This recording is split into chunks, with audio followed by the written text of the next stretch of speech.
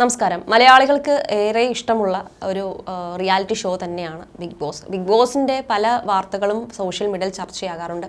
ഇത്തവണ അതായത് big boss season 7 ഏറ്റവും വലിയ ചർച്ചയാവാൻ കാരണം അതിലുള്ള മത്സരാർത്ഥികൾ തന്നെയാണ്. മത്സരാർത്ഥികൾ മലയാളികൾക്ക് ഏറെ അറിയാവുന്ന താരങ്ങൾ തന്നെയാണ് പലരും. അതുകൊണ്ട് തന്നെ അത് കാണാനും ഇഷ്ടം കൂടുതലാണ്. അതിൽ പ്രത്യേകിച്ച് പറയേണ്ടത് രേണുവിനെ കുറിച്ച് തന്നെയാണ്. രേണുവിനെ കുറിച്ച് ഈ അടുത്തിടെ തന്നെ സോഷ്യൽ മീഡിയയിൽ വലിയ രീതിയിൽ ചർച്ചയായ ഒരു താരമാണ് രേണു. ഒരു ബിഗ് ബോസിൽ എത്തിയെങ്കിൽ അത് രേണുവിൻ്റെ എല്ലാ വിധത്തിലുള്ള, അതായത് എന്തൊക്കെ വിമർശനങ്ങൾ വന്നെങ്കിലും അതെല്ലാം നേരിട്ട് വളരെ ഒരു ഗെയിം സ്ട്രാറ്റജി മുൻകൂട്ടി എല്ലാം കണ്ട് പ്രവർത്തിച്ച ഒരാളാണ് രേണു. അതിൻ്റേതായിട്ടുള്ള വിവാദങ്ങളും കാര്യങ്ങളൊക്കെ രേണുവിനെതിരെ വന്നപ്പോഴും രേണു അതനുസരിച്ച് തന്നെയാണ് നിന്നിട്ടുണ്ടായിരുന്നത്, സോഷ്യൽ മീഡിയയിലാണെങ്കിലും അല്ലാതെയൊക്കെ. അപ്പോൾ രേണു ആ ഒരു ബിഗ് ബോസിൽ എത്തുന്നതിന് മുന്നേ തന്നെ കാര്യങ്ങളൊക്കെ അല്ലെങ്കിൽ ഒരു ഗെയിം സ്റ്റാർട്ട് ചെയ്തു എന്ന് തന്നെ നമുക്ക് മനസ്സിലാക്കും. അങ്ങനെയുള്ള കാര്യങ്ങളാണ് പുറത്ത് ചെയ്തു വെച്ചിട്ടാണ് രേണു പോയത്. മാത്രമല്ല പ്രേക്ഷകർക്കും അത് പ്രേക്ഷകരുടെ എല്ലാ ഫോൺ തുറന്നാൽ അല്ലെങ്കിൽ മൊബൈൽ എപ്പോഴും സോഷ്യൽ മീഡിയ എപ്പോഴും താരമായിരുന്നു രേണുസുതി ബിഗ് ബോസിൽ എത്തുന്നതിന് മുന്നേ. അതിനാൽ തന്നെ വലിയൊരു ചർച്ചയ്ക്കാണ് രേണുസുതി ഉണ്ടായിരുന്നത്. രേണുസുതി എന്ന് ഇപ്പോൾ ബിഗ് ബോസിൽ എത്തിയപ്പോൾ പോലും രേണുസുതിയെ വെച്ച് ഒരു മത്സരം, ഒരു ഗെയിം സ്ട്രാറ്റജി സൃഷ്ടിക്കാൻ അവിടെയുള്ള താരങ്ങൾ ഉണ്ടായിരുന്നു. അപ്പോൾ ബിഗ് ബോസിലേക്ക് പോകും മുൻപുള്ള രേണുസുതിയുടെ മേക്ക് ഓവർ സോഷ്യൽ മീഡിയയിൽ ശ്രദ്ധ പിടിച്ച് പറ്റിയിട്ടുണ്ടായിരുന്നു. അതിനെക്കുറിച്ചാണ് നമ്മളിപ്പോൾ സംസാരിക്കാൻ പോകുന്നത്. ബിഗ് ബോസിൽ എത്തിയതിനു ശേഷവും അതിന് മുന്നേയുള്ള രേണുവിൻ്റെ കുറച്ച് കാര്യങ്ങൾ നമ്മൾ ചർച്ചാ വിഷയമാക്കിയേ പറ്റുള്ളൂ. രേണുസുതിയുടെ ഒരു മേക്ക് ഓവർ എപ്പോഴും ചർച്ചാ വിഷയം തന്നെയാണ്.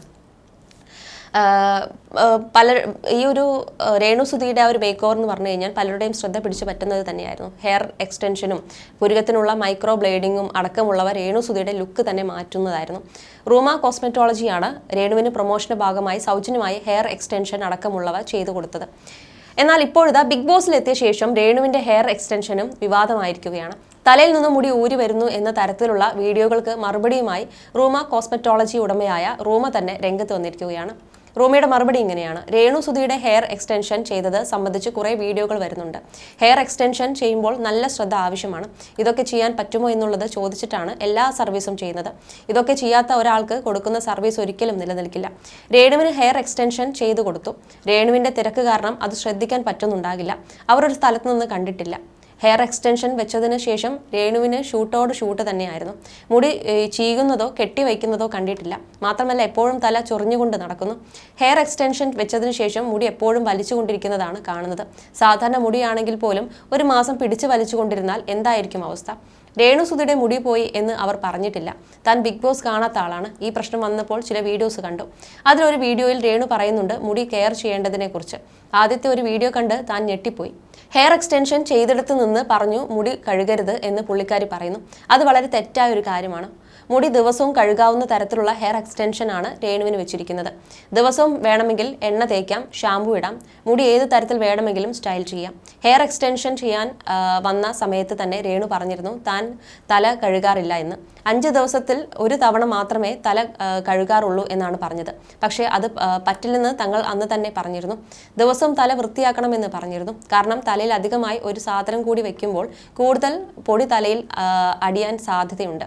ഇത് വൃത്തിയാക്കാതിരുന്നാൽ താരനും പേനും ഒക്കെ വരും. ആ വീഡിയോയിൽ രേണു പറഞ്ഞത് മുടി ഊരിപ്പോരുന്നു എന്നല്ല, കറുത്ത നിറത്തിൽ പൊടി പോലെ എന്തോ ഒരു സാധനം വരുന്നു എന്നാണ്. താൻ മനസ്സിലാക്കുന്നത് രേണുവിൻ്റെ തലയിൽ നിറയെ പേനായിട്ടുണ്ട് എന്നാണ്. വേറൊരാൾ അത് കാണുമ്പോൾ ഉള്ള നാണക്കേട് മറയ്ക്കാനാണ് തലയിലെ വാക്സ് ഇളകി പോരുന്നതാണ് എന്ന രീതിയിൽ രേണു കാണിച്ചത്. രേണുവിൻ്റെ തലയിൽ മുഴുവൻ പേനായിട്ടുണ്ട് എന്നത് ഉറപ്പാണ്. തല കഴുകുകയുമില്ല, മുടി ചീകുകയുമില്ല. അങ്ങനെയുള്ള ഒരാളുടെ തലയിൽ എന്താണ് സംഭവിക്കുക എന്ന് എല്ലാവർക്കും അറിയാം. രേണുവിൻ്റെ തലയിൽ നിന്ന് പൊടിഞ്ഞു വന്നു എന്ന് പറയുന്നത് ശരിക്കും പേൻ തന്നെയാണ്. തങ്ങൾ ഉപയോഗിക്കുന്ന വാക്സിൽ പൊടി പോലെ വരില്ല. അങ്ങനെ ഒരു വസ്തു അതിലില്ല. തലയിലെ പേൻ പലരും കണ്ടപ്പോൾ അതിൽ നിന്ന് രക്ഷപ്പെടാൻ വേണ്ടി മാത്രമാണ് തലയിൽ പൊടി ഉള്ളതുപോലെ കാണിച്ചത്. മുടി ഊരിപ്പോകാൻ സാധ്യതയില്ല, വലിച്ചാൽ വരില്ല.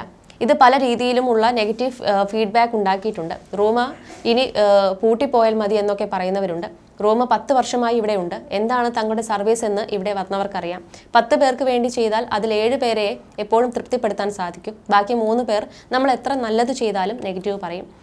രേണുവിൻ്റെ ഈ പ്രശ്നം രേണു ബിഗ് ബോസിൽ നിന്ന് എന്ന് ഇറങ്ങുന്നോ അന്ന് തന്നെയോ അതിൻ്റെ അടുത്ത ദിവസങ്ങളിലോ രേണുവിനെ ഇവിടെ കൊണ്ടുവന്ന് സത്യാവസ്ഥ അറിയിക്കും. രേണു എന്ന് പറയുന്ന ഒരാളെ വെച്ചല്ല ഈ സ്ഥാപനം ഇത്രയും വർഷം നിന്നത്. രേണുവിന് ഹെയർ എക്സ്റ്റൻഷൻ മാത്രമല്ല മൈക്രോ ബ്ലേഡിങ്ങും സ്കിൻ വൈറ്റനിങ്ങും ചെയ്തു. അതിന്റെ റിസൾട്ട് എല്ലാവരും കണ്ടതാണ്. രേണുവിന്റെ ഭാഗത്തു നിന്ന് വന്ന ഈ തെറ്റ് മനഃപൂർവ്വവും പറഞ്ഞതല്ല. താൻ കെയർ ചെയ്തിട്ടില്ല എന്നൊക്കെ രേണു പറയുന്നുണ്ട്. പക്ഷേ ഓൺലൈൻ മീഡിയ ആ ഭാഗമൊക്കെ കട്ട് ചെയ്താണ് തന്റെ ബിസിനസ്സിനെതിരെ പറയുന്നത്. പക്ഷേ അത് തന്നെ ബാധിക്കില്ല. രേണു ഒരു മോശം സ്ത്രീയല്ല. അവർക്ക് അറിവില്ലായ്മയുണ്ട്. അവരുടെ വാക്കുകളിൽ കുറേ വിവരക്കേടുണ്ട്. അത് മറ്റുള്ളവർക്ക് ദോഷമായി വരുന്നുണ്ട് എന്നാണ് അവർ പറയുന്നത്.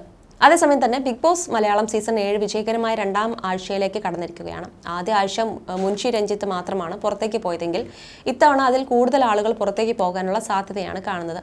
പതിവ് എവിക്ഷൻ നോമിനേഷന് പുറമെ ഈ ആഴ്ചയിൽ മൂഡ് വീക്ക് എവിക്ഷനിലൂടെ 2 പേരെ കൂടെ പുറത്താക്കുമെന്ന് വ്യക്തമാക്കിയിരിക്കുകയാണ് ബിഗ് ബോസ്. അഭിലാഷ് ഒഴികെയുള്ള മത്സരാർത്ഥികളെല്ലാം തന്നെ എവിക്ഷൻ ലിസ്റ്റിൽ ഇടം പിടിച്ചിട്ടുണ്ടെന്നാണ് ശ്രദ്ധേയം. മുൻ സീസണുകളെ അപേക്ഷിച്ച് കൂടുതൽ ശക്തമായ ടാസ്കുകളും രീതികളുമാണ് ബിഗ് ബോസ് മുന്നോട്ട് വെച്ചിരിക്കുന്നത്. എല്ലാവർക്കും സ്വന്തം ഡ്രസ്സും മേക്കപ്പ് സാധനങ്ങളും അടക്കമുള്ള പല വസ്തുക്കളും ഇതുവരെ നൽകിയിട്ടുമില്ല. എന്നാൽ ജിസേൽ അടക്കമുള്ള ചില താരങ്ങൾ ബിഗ് ബോസിന്റെ നിർദ്ദേശങ്ങൾ മറികടന്ന് പല സാധനങ്ങളും ഒളിച്ചു വെച്ച് ഉപയോഗിക്കുന്നുമുണ്ട്. മോഹൻലാൽ പറഞ്ഞിട്ട് പോലും നിയമങ്ങൾ ലംഘിക്കുന്ന ജിസേലിനെ പുറത്താക്കുന്നതാണ് നല്ലതെന്ന് അഭിപ്രായപ്പെടുന്ന നിരവധി ആരാധകരാണുള്ളത്. അതോടൊപ്പം തന്നെ ചില മത്സരാർത്ഥികളെ ആരോഗ്യ പ്രശ്നങ്ങളും അലട്ടുന്നുണ്ട്. ഷാനവാസിന്റെ ആരോഗ്യ പ്രശ്നങ്ങൾ സൂചിപ്പിച്ചുകൊണ്ട് വീട്ടിൽ നിന്ന് തന്നെ കോൾ വരികയും അത് പ്രേക്ഷകർക്ക് മുമ്പിൽ പ്രക്ഷേപണം ചെയ്യുകയും ചെയ്തിട്ടുണ്ട്. എന്നാൽ താൻ ഇപ്പോൾ ഓക്കെയാണെന്നും പ്രശ്നങ്ങളൊന്നും ഇല്ലെന്നും വ്യക്തമാക്കി ഷാനവാസ് മത്സരത്തിൽ തുടരുകയാണ്. ആരോഗ്യ പ്രശ്നങ്ങൾ അലട്ടുന്ന മറ്റൊരു താരം രേണുസുതിയാണ്. ബിഗ് ബോസ് മലയാളം സീസൺ 7 തുടങ്ങുന്നതിന് വളരെ മുമ്പ് തന്നെ പ്രഡിക്ഷൻ ലിസ്റ്റിൽ ഇടം പിടിച്ച താരമായിരുന്നു രേണു. പ്രവചനം പോലെ തന്നെ രേണു ബിഗ് ബോസിൽ എത്തുകയും ചെയ്തു. പുറത്ത് നിരവധി കണ്ടന്റുകൾ നൽകുന്ന വ്യക്തിയാണെങ്കിലും ബിഗ് ബോസിൽ രേണു സുധിയുടെ ഭാഗത്തു നിന്നും പ്രതീക്ഷിച്ചത്ര മികച്ച പ്രകടനം ഉണ്ടാകുന്നില്ലെന്നതാണ് ശ്രദ്ധേയമായിട്ടുള്ള മറ്റൊരു കാര്യം. ആരോഗ്യ പ്രശ്നങ്ങളാണ് രേണുവിനെ അലട്ടുന്ന പ്രധാന കാര്യം. തുടക്കത്തിൽ തന്നെ തലവേദന അടക്കമുള്ള പ്രശ്നങ്ങൾ രേണുവിനുണ്ട്. ഇത് അവരുടെ മത്സരത്തെയും സാരമായി തന്നെ ബാധിക്കുന്നു. തനിക്ക് വയ്യ, ആരോഗ്യം തീരെ ശരിയല്ല, വീട്ടിൽ പോയാൽ മതിയെന്നായി രേണു സുധി തന്നെ ഇന്നലെ തുറന്നു പറയുകയും ചെയ്തു. ഇതോടെ രേണു സുധി ഈ ആഴ്ച തന്നെ ബിഗ് ബോസിന് പുറത്തേക്ക് എത്തുമെന്ന രീതിയിലുള്ള പ്രചാരണങ്ങളും ശക്തമാണ്. ആരോഗ്യം ശരിയില്ലാത്തതിനാൽ മൂഡ് വീക്ക് എവിക്ഷനിലൂടെ പുറത്തു പോകാൻ ഏറ്റവും അർഹതയുള്ള താരം രേണുവാണെന്ന തരത്തിലുള്ള വലിയ വിലയിരുത്തലുകളും ശക്തമാണ്.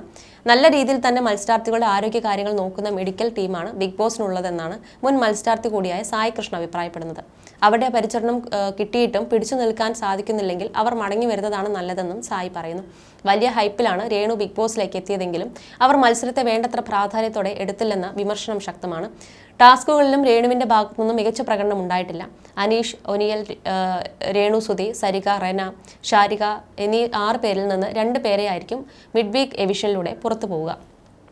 ആരാണ് പുറത്തേക്ക് പോകേണ്ടത് എന്ന് തീരുമാനിക്കുക പ്രത്യേക ടാസ്കിലൂടെയായിരിക്കും. അതേസമയം തന്നെ സീസൺ 7 പ്രധാനപ്പെട്ട മത്സരാർത്ഥികൾ ഒരാളായി ഇതിനോടകം തന്നെ മാറിക്കഴിഞ്ഞ വ്യക്തിയാണ് അനീഷ്. കൃത്യമായ സ്ട്രാറ്റജിയുമായി ഷോയിലേക്ക് എത്തിയ അദ്ദേഹം മറ്റേതൊരു താരത്തെക്കാളും സ്ക്രീൻ സ്പേസ് സ്വന്തമാക്കുന്നുണ്ട്. സഹതാരങ്ങളെ പരമാവധി പ്രകോപിപ്പിക്കുക എന്നുള്ളതാണ് അനീഷിന്റെ പ്രധാന സ്ട്രാറ്റജി. വലിയ തർക്കങ്ങളിൽ ഏർപ്പെടാതെ പറഞ്ഞ കാര്യം തന്നെ നിരന്തരം ആവർത്തിച്ചുകൊണ്ടിരിക്കുന്ന അദ്ദേഹം യഥാർത്ഥത്തിൽ സഹതാരങ്ങളെ മാത്രമല്ല വലിയൊരു വിഭാഗം പ്രേക്ഷകരെയും വലിയ തോതിൽ തന്നെ പ്രകോപിപ്പിക്കുന്നുണ്ട്. ചിലപ്പോഴൊക്കെ കാണുന്ന ആളുകൾക്ക് അരോചകമായി തീരുന്നതിലേക്ക് വരെ അദ്ദേഹത്തിന്റെ രീതികൾ എത്തുന്നുണ്ട്. ബിഗ് ബോസിനോട് പറയാനുള്ളത് ആ അനീഷ് ലൗഡ് സ്പീക്കർ ഓൺ ചെയ്യുമ്പോൾ ദയവ് ചെയ്ത് ആ മൈക്ക് മ്യൂട്ടാക്കി വെക്കണം എന്നാണെന്നാണ് പ്രേക്ഷകർ ബിഗ് ബോസ് ആരാധക ഗ്രൂപ്പുകളിൽ കുറിച്ചിരിക്കുന്നത്. അതോടൊപ്പം ഏറെ പ്രതീക്ഷകളുമായി എത്തിയ രേണു സുധി മികച്ച പ്രകടനം കാഴ്ചവെക്കുന്നില്ലെന്ന അഭിപ്രായവും അദ്ദേഹത്തിനുണ്ട്. ഇതിനോടകം വൈറലായി മാറിയ ഒരു കുറിപ്പ് ഇങ്ങനെയാണ്: ബിഗ് ബോസിനോട് പറയാനുള്ളത് ആ അനീഷ് ലൗഡ് സ്പീക്കർ ഓൺ ചെയ്യുമ്പോൾ ദയവ് ചെയ്ത് ആ മൈക്ക് മ്യൂട്ടാക്കി വെക്കണമെന്നാണ്. കണ്ടുകൊണ്ടിരിക്കുന്ന ഞങ്ങൾക്കാണ് തലവേദനിക്കുന്നത്. കഴിയുമെങ്കിൽ 2 ദിവസം അയാൾക്ക് വാ മൂടി കിട്ടുന്ന വല്ല പണിഷ്മെന്റും കൊടുക്കുക. മിണ്ടാതെ എങ്ങനെ അയാൾ ഗെയിം കളിക്കുമെന്നാണ് കാണേണ്ടത്. അനീഷ് ഗെയിം കളിക്കട്ടെ, പക്ഷേ ഈ നാക്ക് വലിയ ശല്യമാണ്. ഈ മിഡ് വീക്ക് എവിഷനിൽ വന്നവരിൽ ആര് പോകുമെന്നത് ഒരു ടെൻഷൻ തന്നെയാണ്. ബിഗ് ബോസ് ഫിസിക്കൽ ഗെയിം കൊടുക്കില്ല എന്നാണ് കരുതുന്നത്. ഈ കൂട്ടത്തിൽ രേണു ഉണ്ട്. പുള്ളിക്കാരി വീട്ടിൽ പോകുന്നതാണ് അല്ലെങ്കിലും നല്ലത്. കാരണം ഒരു കാര്യവുമില്ലാതെ ചുമ്മാ ഒരു മൂലയിൽ കുത്തിയിരിക്കുക, പുറത്ത് PR ഉണ്ടെന്ന് പറഞ്ഞിട്ട് കാര്യമില്ല, വല്ലവും കളിക്കണ്ടേ. ആദ്യ ആഴ്ച അക്ബറായി ഇട്ടുകൊടുത്ത കണ്ടന്റ് അല്ലാതെ വേറെ ഒന്നുമില്ല പുള്ളിക്കാരിക്കെന്നാണ് പറയുന്നത്. മാനിപ്പുലേഷന്റെ രാജാവാണ് ഷാനവാസ്. നമുക്ക് പോലും കൺഫ്യൂഷൻ ആയി പോകും ഇയാൾ ശരിയോ തെറ്റോ എന്ന്. ഷാനവാസ് ഗെയിം പഠിച്ചു വന്നയാളാണ്. അതുകൊണ്ട് തന്നെ പ്ലാൻഡ് ആയാണ് അയാൾ കളിക്കുന്നത്. ഗെയിം മാറ്റി പിടിക്കുന്നുമുണ്ട്. പക്ക ഫേക്ക് ആരെന്ന് ചോദിച്ചാൽ അത് അനുമോളാണ്. ഒരുപാട് ഫാൻസ് ഉണ്ട്, അവരെന്നെ സപ്പോർട്ട് ചെയ്യാനുണ്ട് എന്ന ചിന്ത അവരുടെ ഒരു അഹങ്കാരം കൂട്ടുന്നുമുണ്ട്. ഒരു നിലപാടില്ലാത്തവളാണ്. വിശ്വസിക്കാൻ കൊള്ളാത്തത് ആരൊക്കെ എന്ന് ചോദിച്ചാൽ ഇപ്പോൾ അത് ആണുങ്ങളിൽ ഷാനവാസും സ്ത്രീകളിൽ അനുമോളുമാണ്. അനുമോൾ കളിക്കുന്ന രീതി അവൾക്ക് തന്നെ പാരയാവുമോ എന്ന് കണ്ടറിയാം. ഏഷ്യാനെറ്റിലെ പ്രായമായ ഓഡിയൻസിൻ്റെ കയ്യിൽ എടുക്കാനുള്ള അടവ് നന്നായി പുറത്തിറക്കിയിട്ടുമുണ്ട്. ഒനിയൽ ഇത്രയും സഞ്ചരിച്ചിട്ടും ആ ക്വാളിറ്റി ഇല്ല പുള്ളിക്ക്. അയാളെ ടാർഗറ്റ് ചെയ്താൽ പക്ക സ്വഭാവം പുറത്തു വരും. ജിസേൽ ഇപ്പോഴും മേക്കപ്പ് യൂസ് ചെയ്യുന്നുണ്ട്. അത് ചോദ്യം ചെയ്യാൻ അവിടെ ഒരുത്തനും ഇല്ല എന്നത് കഷ്ടം ആണ്. ജിസേൽ മാത്രമല്ല അനുവും യൂസ് ചെയ്യുന്നുണ്ട്. അല്ലാതെ ഇവരുടെ രണ്ടിൻ്റെയും കണ്ണിൽ എങ്ങനെ കൺമഷി വന്നത്, ചുണ്ടിൽ ബീട്രൂട്ട് ആണെങ്കിൽ അത് എപ്പോഴേ മാഞ്ഞു പോയത് എന്നൊക്കെയാണ് പറയുന്നത്.